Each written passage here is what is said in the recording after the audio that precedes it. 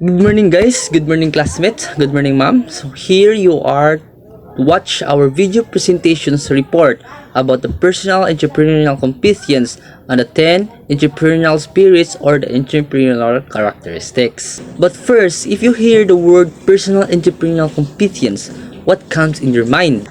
According to my research guys, the personal entrepreneurial competence refers to the key skill, qualities, and mindset that an individual possesses to succeed in entrepreneurial endeavors. For example, ano guys, kaya mo siya ang business knowledge, the creativity, the risk-taking, the leadership, the adaptability, and also the communicating skills. So, these are the few examples lang guys about the personal entrepreneurial characteristics, which is sa inyong nabantayan, these are the mura siyang characteristics of an entrepreneurship. Right, that's right.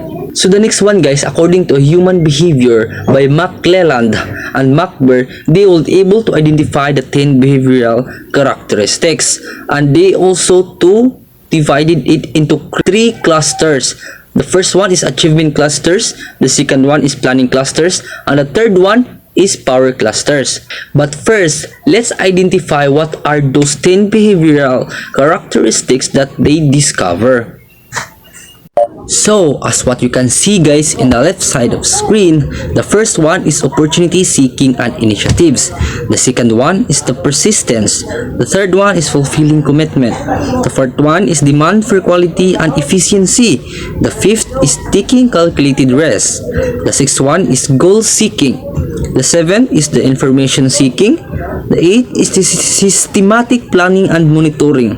The ninth, independence and self-confidence. And lastly, the persuasions and networking. So these are 10 behavioral characteristics guys. So now guys, let's identify nga kung asa diri ang nabilong sa achievement cluster. So klaro naman sa diagram guys no, which are the first one that belongs to achievement cluster is the opportunity seeking and initiatives. So unsa mo gid ning opportunity seeking and initiatives nganong nabilong man siya sa achievement cluster guys? It is important to seek opportunity. It is important to seek every opportunity that you have in order to achieve what is your goal. Yes, that's why. The second one is the persistence. Kaning persistence guys, despite difficulties of your positions, you have to continue. You have to be persistent of what you're doing in order to achieve your goals. So mo ni siya nga nabilong ni siya sa achievement cluster. So the third one guys is a fulfilling commitment. So in a business world guys, there is a commitment, and if there is a commitment, you have to fulfill it. Yes, kung mag-business ka guys, need na doon siyang commitment niya in order to achieve our goal. Yes, that's right. The next one is demand for quality and efficiency. Anong demand for quality and efficiency? Nganong na-appeal mo ni siya diri? So if you build a business guys, you have to look the quality of your product, by examples for product, the quality of yourself, the quality of your company in order to grow your company or business. So in order to lots of kwan guys, karaging daghan og kwan, mas successful ka ana lang. So yes. So the next one guys is taking calculated risk. If you go in a business world guys, there are risks everywhere, but if there are risks, you have to prevent it. Usa ka step na is you have to calculate guys. Imo siyang i-calculate ang risk, ang mga risgo. Imo siyang likayan, imo siyang calculate in order nga dili ka ma-down, dili ka ma-stop sa imong goal nga imo to siyang i-achieve. Mo ni siya ang taking calculated risk. So these are 5 behavioral characteristics belong sa achievement cluster. Pero sige ta og mention about aning achievement cluster. So ato ning ilaylahon kung unsa ning achievement cluster guys. It consists the entrepreneurial character traits that are direct related to the entrepreneur's desire to be an achiever in the field of entrepreneurship. So what they said there guys no nga, it said that character traits of an entrepreneurship that desired to achieve in the field of entrepreneurship. So nag-ingon siya diri nga kinaiya sa usa ka entrepreneurship nga gusto niya ma-achieve or iyang i-desire nga ma-achieve to niya nga achievement sa iyahang kinabuhi. So that is the achievement cluster guys. It talk about the kinaiya sa usa ka entrepreneurship nga iyang i-desire nga ma-achieve to niya nga achievement. Yes. So The next one guys is planning. So nani siya tulo ka behavioral characteristic na nabilong sa planning guys, which are the first is goal seeking. Anong naami siya sa goal seeking? For example guys, you must to seek your goal in order to achieve. The next one guys is information seeking. So kung ano nabilong information seeking, you have to seek every information, kanang mga bag-ong information. If you have to plan bag-o nga business, if you have a plan nga mag-business guys, you have to nang daghan kag knowledge gani. You have to seek every information that you have to kanang mag-gather nimo in order to mag-build ka og successful nga business. Munang information seeking, na-appeal siya sa planning cluster. So the third one guys is the systematic planning and monitoring. Yes, giingon diri systematic planning. So naagid siya plano guys, planning. So kung build kag business na ginay planning syempre. And also talks about the monitoring. Yes, monitor i-monitor. Kung example ni try kag business ani, example try kag business sa kanang baboy, monitor ka na, wow, daghan man di siya og kanang taas man di ang profit nindot yang kuan. So yes, continue. That's why monitoring, systematic planning and monitoring. If good gani imong process sa imong pag business, then continue. If bad, then change. That is why the systematic planning and monitoring, and belong sila sa planning cluster.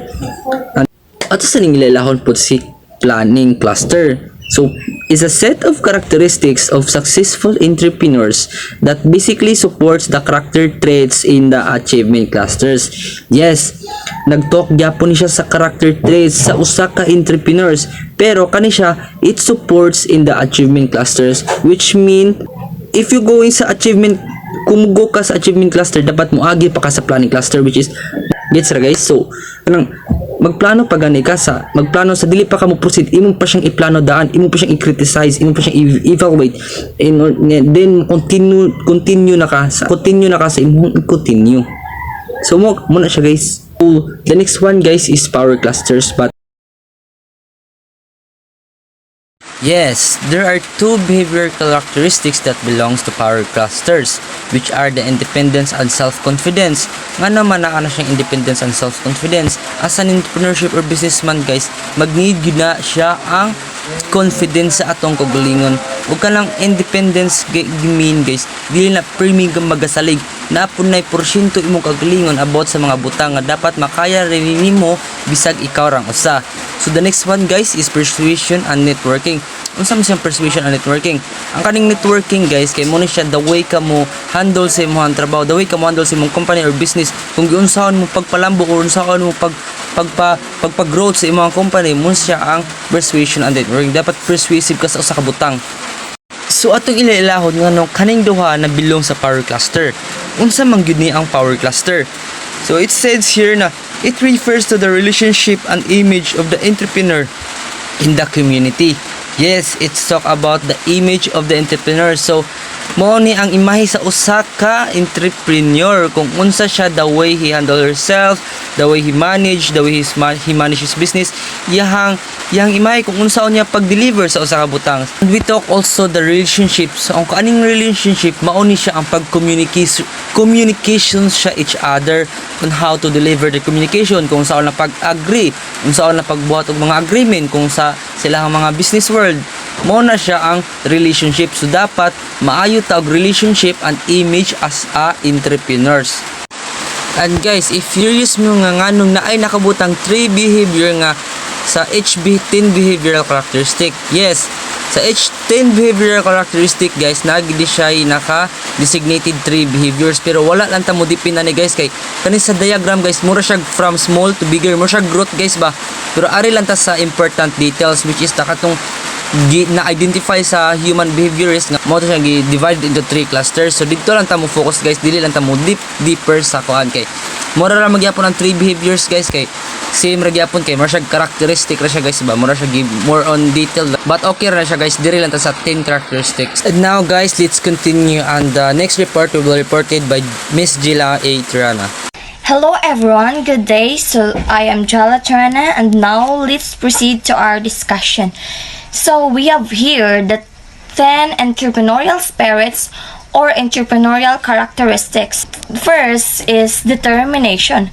So determination is one of the key traits you'll find in all business owners, and startup founders is determination. Why is it important nga dapat na kay determination as a entrepreneur? So determination are accompanied by energy which pushes entrepreneurs to keep going even when they encounter the inevitable challenges. So let's proceed to number 2, which is the willingness to risk. So willingness to risk, entrepreneurs don't play it safe. If you want to shake up the field you're breaking into, you'll need to take some risk. So field risks aren't always negative. So dili na siya negative permi. Sometimes they provide the most valuable business lessons as an entrepreneur can learn. So failure helps shape future business strategies and can eventually lead to business growth. Okay, now let's proceed to number 3, which is resourcefulness or resourcefulness. Entrepreneurs resourceful and use all the tools at their disposal to cut costs, break into marketplace, and improve efficiency. So nganong importante man nga resourceful ka nga pagka-entrepreneur? So being resourceful is a great skill one can develop, and it applies both to individual and company. Dili ra day kay kanang ikaw ra ba ang magkauna na pati imong kumpanya or imong business. You become more resourceful. Not only do you get more done, but you're also perceived as an innovator. So resourcefulness makes you more visible and competitive. So, okay, now let's proceed to number 4, which is optimism. So optimism won't replace hard work and dedication, but it is important to remain positive and upbeat about your dream. So, importante sa dayon kanang as an entrepreneur is dapat i-apply nimo imong pagka-optimism kay ngano dapat kay positive ra jud ka, dili kay mag-think kag mga negative nga ana kay ma-fail ka ana, then kanang mo-think positive ka nga makab-utan na nimo imong pangandoy ana nga ma-successful na imong business. Okay, let's proceed to number 5, which is innovation. One brilliant idea is not enough to make it as a business leader. Instead, entrepreneurs must be continually innovating and thinking on new ways to grow, expand, and improve. So, from the word thinking on new ways to grow and expand and improve, so, dapat yun nga innovative ka kay para kanang mas maka-think yung kag more nga kanang nga idea para mas kanang mo grow yun imong business or mas mo improve o mo expand siya ba nga dili na kayo magpabili na kadiha sa kanang ubos or magpabili na kadiha sa tunga, dapat mo pataas juga mas i-grow pag nimo siya. Okay, next let's proceed to number 6, which is constant evolution. So in order to make it an entrepreneur and stay in the game as the world changes, you have to be willing to evolve. So they continuously be considering new ways to run their business and seeking ideas. So dapat kanang kung nagka-evolve man yun niya ang atong ato ang kalibutan, mo improve ang mga kuan ba. So dapat mo kuan sa mo sabay sa kaniya ba. Kuan ay mag-consider mo mga new ways ba kay para mas kanang mo kuan gyud ang mga tao kay musik jud kag new ideas nga mabagay ana nga generation. Okay, we're done to number 6. Let's proceed to number 7, which is leadership. So, successful entrepreneurs have strong leadership skills. This doesn't mean entrepreneurs are always outgoing or comfortable in social situations, but they make sure they polish their selling techniques and presenting skills so they can market themselves confidently. So, ngano kang importante gyud ni ang kanang leadership no sa business. So, kaning leadership skills are essential for entrepreneurs as they need to be able to motivate and inspire their team members in order to achieve success. So now let's proceed to number 8, which is curiosity. So when you have entrepreneurial spirits, you'll find yourself constantly curiosity about your industry, changes being made, what your competitions are doing, and how advanced in other industries might apply to your own. So as ako entrepreneur is dapat kanang ma-curious pug ka ba nga hala kanang curious ko ba kuan ba successful ba kani akong kuan no business no hala curious pug ka nga kanang ano giunsa ka na sa kanang laing mga business ay mga entrepreneurs uban nga mga businessman businesswoman nga nganong na kuan sila ba na successful sila Okay, now let's proceed to number 9, which is the need to disrupt.